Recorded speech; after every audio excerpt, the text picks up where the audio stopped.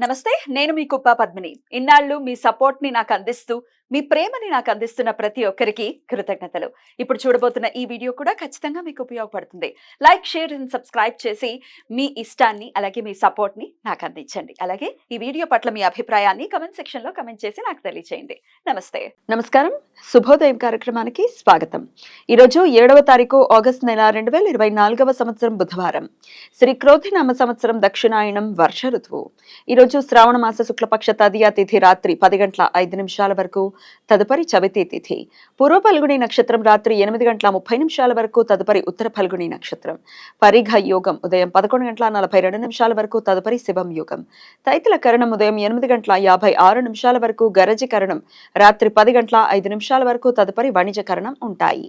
నక్షత్ర వర్జం రాత్రి 4:37 నుండి రేపు ఉదయం 6:26 వరకు. అమృతకాలం మధ్యాహ్నం 1:22 నుండి 3:09 వరకు. హైదరాబాద్ ప్రాంతం వారికి సూర్యోదయం ఉదయం 5:57, సూర్యాస్తమయం సాయంత్రం 6:46, చంద్రోదయం ఉదయం 8:09, చంద్రాస్తమయం రాత్రి 8:45. అభిజిత్ ముహూర్తం లేదు.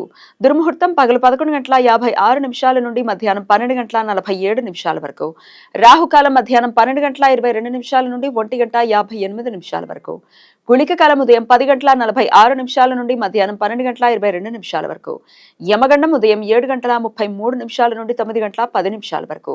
ఉత్తర భారతదేశ సాంప్రదాయం ప్రకారం ఈ రోజు హరియాళీ తీజ్. ఈ పండుగను శివపార్వతుల ప్రీతి కొరకు స్త్రీలు ఆనందోత్సవాలతో జరుపుకుంటారు. దక్షిణ భారతీయ సాంప్రదాయం ప్రకారం ఈరోజు స్వర్ణగౌరి వ్రతం. వివాహిత స్త్రీలు తమ భర్తల ఆయురారోగ్యాలు వృద్ధి కావాలని, సర్వ సంపదలు చేకూరాలని ప్రార్థిస్తూ ఈ రోజు గౌరీదేవిని పూజిస్తారు. అవివాహిత స్త్రీలు తమకు అర్థం చేసుకుని అపురూపంగా చూసుకునే భర్త లభించాలని ఈ వ్రతం ఆచరిస్తారు. ఈరోజు మధుశ్రావణి వ్రతం లేదా మధుశ్రావణి తృతీయ. కొత్తగా పెళ్లైన స్త్రీలు ఈ వ్రతం ఆచరిస్తారు. పుట్టింట్లో ఉన్న పెళ్లి కూతురుకు పెళ్లి కుమారుడు మధురమైన తీపి పదార్థములను కానుకగా పంపుతాడు.